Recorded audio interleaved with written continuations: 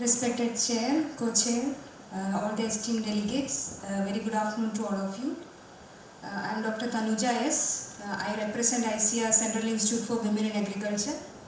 Ours is a unique institute which we do research on gender issues in agriculture and allied sectors. And my presentation is a part of an ICAR-funded project on gender inclusive homestead integrated aqua horticulture. So the topic is the strategic climate smart approaches in freshwater aquaculture and empirical analysis. So I'll just give a overview about the fisheries sector. So our sector, it ranks second to China in the world aquaculture fish production with an average annual growth rate of around 11%, and we contribute to around 7% of the global fish production.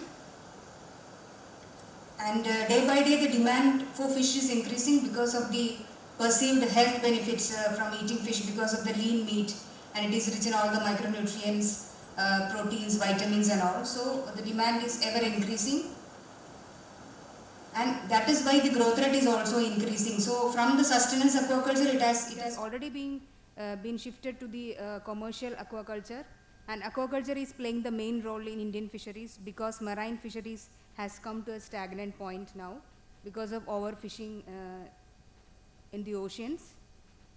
So now the impact of climate change on fisheries and aquaculture, just like agriculture, it has created a lot of adverse impact on fisheries also, like change in the ocean currents, El Nino, sea level rise, and erratic rainfall, and thermal stratification, storm severity.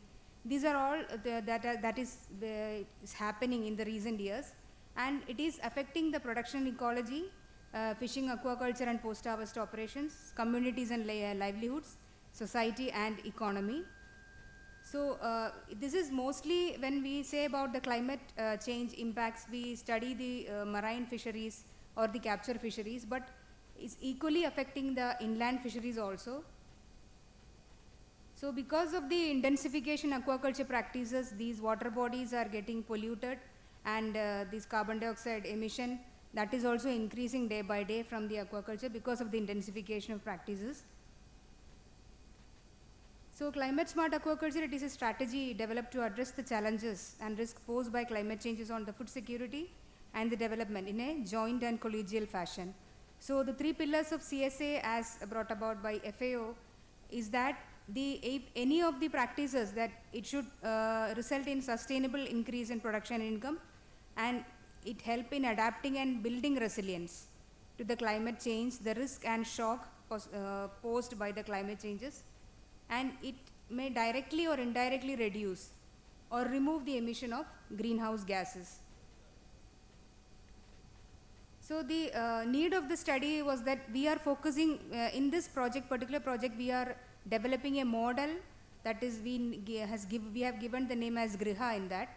So that is gender responsive homestead aqua horticulture, that is an integrated aquaculture and horticulture. So gender responsive means it should have the participation of women. So we are focusing on these ponds, that is backyard ponds or homestead ponds, where women are having the access, because in commercial aquaculture women are not having much access because they are very large fields, and mostly that is very intensive kind of practices that are being followed. So we are focusing on the homestead aquaculture practices where women can participate. And failure to target the climate smart intervention. So according to the local needs, there are many practices, climate smart practices, but we cannot give these interventions to the farmers and they will adopt. So according to the local needs, we have to target these interventions to support the three pillars, and this kind of failure will diminish the probability of meeting the sustainable development goals. So we have done an expert survey before intervening in the farmers field with the practices. So the methodology followed was some of the freshwater aquaculture practices, around 40 numbers. It was selected based on the feasibility of the application in the farmers field, especially in the homestead area, and ease of adoption by the rural farmers. And online survey of the experts' opinion was collected on these climate smartness of these practices. and some statistical analysis was also done. So these are the 14 practices that we have selected. So I'll deal with it in the next slide.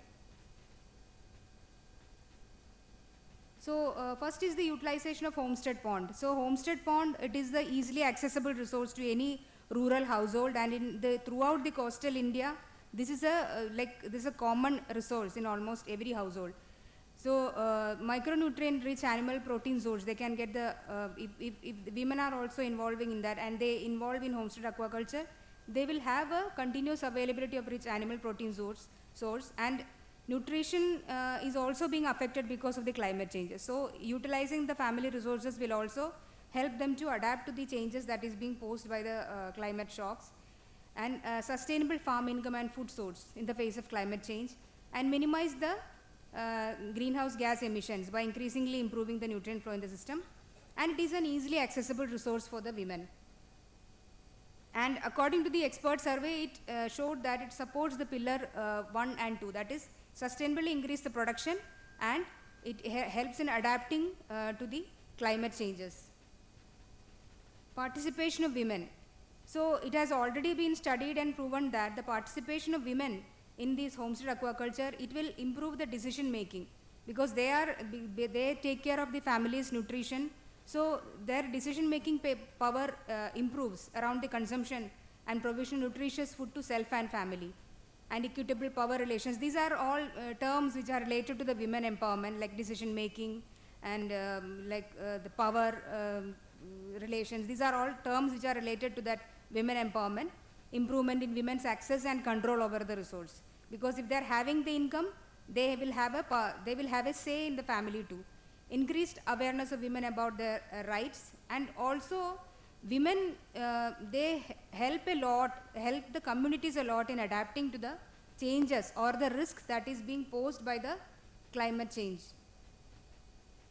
And farmer interest groups. Nowadays, a lot of thrust is being given to women FPOs. So this is being done with a purpose, because working in groups means they gain the confidence and they gain exposure, and this networking, it will help the women a lot, especially the rural women, because lack of exposure is one hindrance to their empowerment. So formation of women farmer interest groups will help a lot. So this has also found to support the 1 and 2 pillars of the climate smart aquaculture. And modified extensive farming. So that is like, there are like three types of aquaculture, like we can say modified extensive farming, then semi-intensive farming and intensive farming. Intensive farming, like we know that Andhra stands first in aquaculture production, because they usually they are following the intensive type of farming, which is totally dependent on artificial feed and a lot of energy in the form of aeration, fuel, everything is involved. But modified extensive farming means we are limiting the stocking density, we are resorting to natural food for the fishes. So these it is a high efficient food production system where low trophic species mean like the Katla, Rohu and Mrigal, that is the most popular fish in India. They are vegetarian fishes and they are very low trophic species. They do not need protein, high amount of protein in their diet. So they very efficiently convert the feed into the body mass.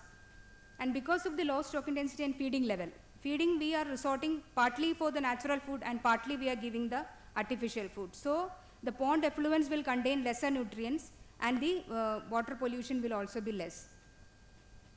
And it also has the added advantage that it is going as like organic fish. So in Odisha, it is that live fish, it has got much higher demand. So when we see that the fish is coming from Andhra, people have like less likeness for the fishes from Andhra. So that mindset is also there. And polyculture, like only carps is a annual fish, like we harvest it annually. But then there are small species, or species diversification is one of the most important practice that can be followed for the resilience or adaptation to the climate related changes. So we can include that small mid-term species which can be harvested within 3 to 4 months, so that the farmer he will not have to face the shocks that is being posed by the climate changes. For example, one cyclone comes, he will lose the whole crop, or even if a flood comes, he will lose the crop, so that he can go for species diversification. Community nursery. So in an agriculture or in fisheries, the quality seed is the most important input for any farmer, and every time farmer faces a problem. So normally the farmers resort to they get the seed from the local vendors who carry it in pots, and they bring to their villages. But there is a lot of mortality, the growth rate is not good. So the community nursery in the village itself, if they can have a community nursery, so anytime they can replenish their own pond from the community nursery. And also if they can stock a higher sized, like around 100 gram of fishes in their homestead ponds, they can get the marketable size fish within the 6 months period. So there is a shortening of the culture period. So that will also improve their income. And also because there is like a shift in rainfall or flood season, nowadays it is said that we stock the fishes in July and August season, but the peak flood season is said to be September, especially in Odisha. So the thing is that in coastal or where there is a threat of inundation, the farmer will lose the stock. So in that case also he can definitely he can take the seed from the community nursery. Otherwise he will not have access to seed at that point of time. Late stocking, as I said, if we have a community nursery, he can go for a late stocking with advanced fingerlings towards after the post flood season he can stock, and then within 6 months he can harvest he or she can harvest the fish. Farm made aqua feeds. In aquaculture, the most important factor contributing to the greenhouse gas emission is the production, transportation of feeds. So farmers, they have access to locally available resources like the oil cakes and the rice bran, which are the two most important feed ingredient for fish. So if they themselves can make the aqua feeds in their farms, they can have a higher profit margin.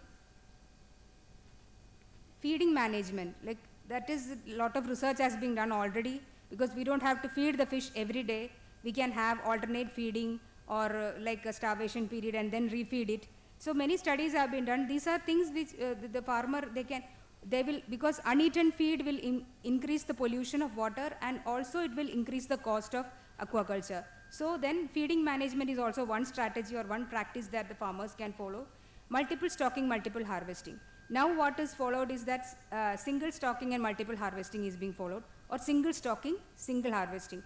Means in July or August they will stock, and during the month of March, February or March, they will harvest the fish. So multiple harvesting means like say that advanced fingerlings if you are stocking. So within 6 months you can have the first harvest, and then next month next harvest, so that he will not lose the stock entirely at a time, and also he will have a continuous supply of income and also nutrition to his family.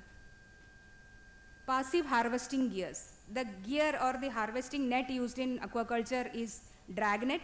It is a very energy intensive process, and women cannot involve in that because there is a lot of drudgery involved. So passive gill nets, it has been already been studied that it causes the least greenhouse gas emission if we are using gill net, because we have to just set the net and the fishes will get trapped in the net. And use of solar dryers. Solar drying, we all know that there is a considerable amount of carbon dioxide emission reduction. It can be used because in rural areas they use dried things like dried fish is there, dried vegetables, haldi, spices and all. So then if we can popularize these kind of like energy use based on solar energy, then we can reduce the greenhouse gas emission also. So I will conclude by saying that through expert opinion, because before we are going to like introduce any intervention to the farmers, we need to have a thorough study, and it will always be helpful if we have an expert opinion and evidence-based approach on the prospects of the climate smart aquaculture interventions that can be adopted by the farming community, and then afterwards we can study how much they are adopting these practices. And this will help along to ensure their livelihood and will aid in achieving the sustainable development goals. Thank you.